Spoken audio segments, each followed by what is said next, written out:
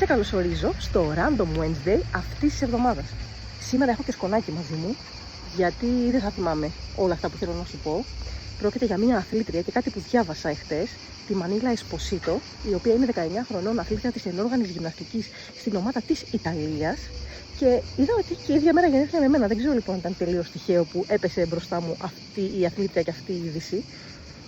Η κοπέλα έχει λάβει μέρος στους Ολυμπιακούς το 24 και σε 4 ευρωπαϊκά πρωταθλήματα, το 23, το 24, το 25 και το 26. Συνολικά έχει φέρει 7 χρυσά, 6 ασημένια και 2 χάλκινα μετάλλια για τη χώρα της. Κι όμως βρέθηκε άνθρωπος που σχολίασε κάτω από δημοσίευση για το τελευταίο της μετάλλιο ότι αυτή η κοπέλα δεν θα έπρεπε να είναι αθλήτρια γιατί έχει χοντρά μπούτια. Σωστά. Όπως τα ακούς. Αυτή η κοπέλα δεν θα έπρεπε να είναι αθλήτρια.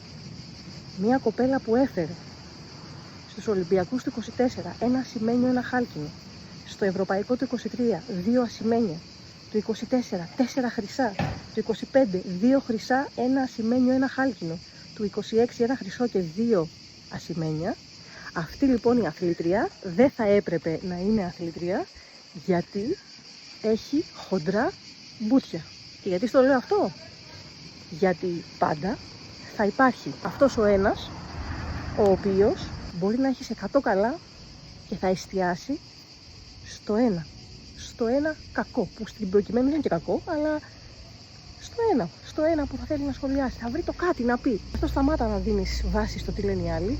Κάνε focus αυτό που θες να κάνεις εσύ, γιατί ακόμα και όλα τέλεια να τα έχεις, θα βρεθεί αυτός ο ένας ο οποίος θα πει κάτι αρνητικό για σένα.